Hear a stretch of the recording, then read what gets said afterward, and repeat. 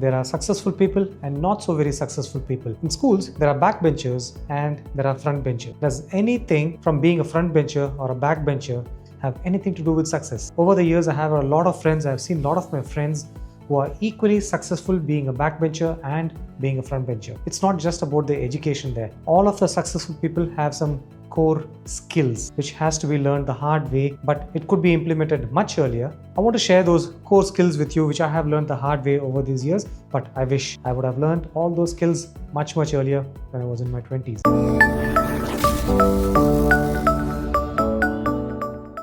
There is no specific order to this list. I have listed out 4 most important skills that we should have mastered by this time. First most important skill is communication skill. Communication plays a key element in most of our lives. Listening and speaking. You always get to listen completely first and then speak completely next. And whenever we are confronted with a situation, we always think that, oh yeah, I could have spoken like this, I could have spoken like that, but we never speak it out. That's because you do not have that exposure to speak in that manner. You always think, would I have been wrong if I had spoke this? Or yeah, I could have spoken this, it could have been right. Because the freedom of expression was lacking much younger in the school days. Even in classrooms, the freedom of expression and allowing the students right from the beginning, right from the small age to speak so that they're able to communicate their thoughts is very important. As they grow up, the freedom of thought, the freedom of speech and communication improves. And in the real world, when they're faced with a confronting situation, it helps them out. The second most important thing is leadership skill. Either you're a boss now or you have another boss now. We wonder what is the line to draw between being a boss and being an employee or an employer. Being a boss is not very easy. Your team looks up to you.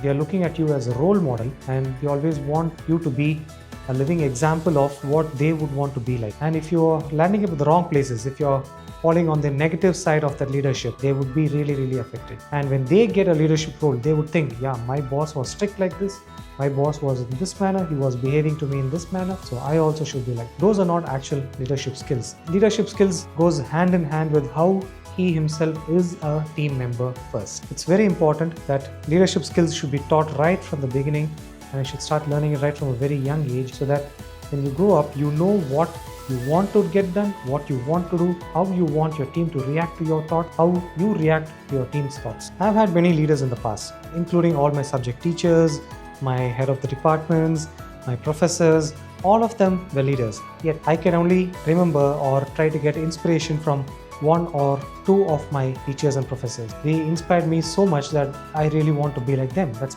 because they naturally had a core personality which was admirable, which you think, yes, you should follow in this way. This is the right way. This is a very nice way to follow. But these skills are not like just from one person. Many people in the world have it and there are books written about it. So these can be implemented right before your 20s into your colleges when you're studying medical college or engineering or law, whatever it is, it can be implemented right at that point so that you can start being a leader right from when you're a student. The third most important skill is team skills. If you're not a team player, you're never a player, right? So if you don't play as a team, even if you're the world's best footballer or the world's best cricketer, if you're not sticking to the team's rules or how the team is supposed to go, how you're supposed to pace your innings, pace your game according to the team, if you can't pass a football on time, if you want to play selfish, you're not a team player. Your team is going to lose and ultimately you are also losing that. So these skills of not being selfish and being a team player can be implemented much earlier, because in a real world scenario, you're never alone. You always are working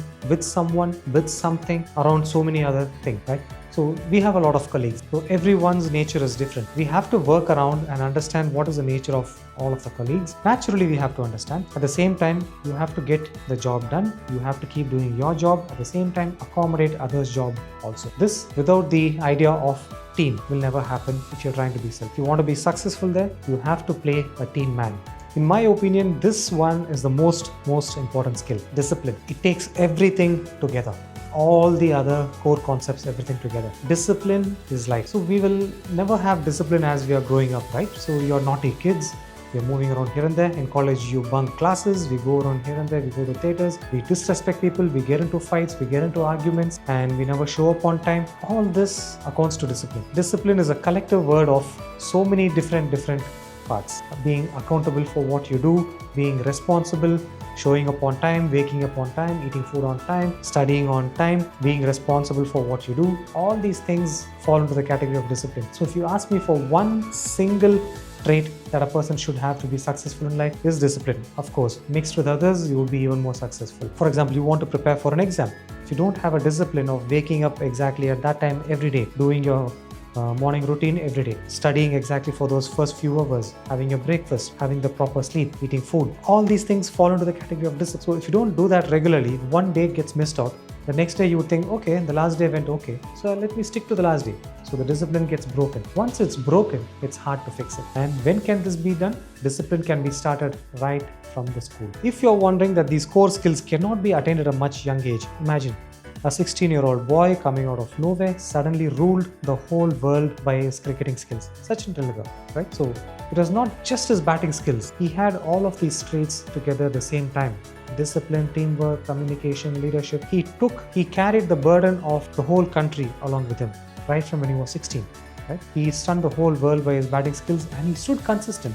There were many players who came with similar skills after him but vanished, correct? So you need to have these skills and maintain them throughout to be successful. And if I can tell you, there is one way where you can achieve this right from your schools itself. Just like how you have grades for your subjects, you should be having grades for at least one single sport, be it a physical sport or a mental sport like cricket, chess, something. The person should excel, get a good grade in that. Participating in sports gives you access to all these traits directly. You don't need to practice them separate. So I think schools and colleges should start implementing and practicing these core skills right from the beginning. Hey buddy, where were you? Not to be seen for a long time. You went missing. When to play cricket, bro? Need some discipline in life. That's great, man. Okay.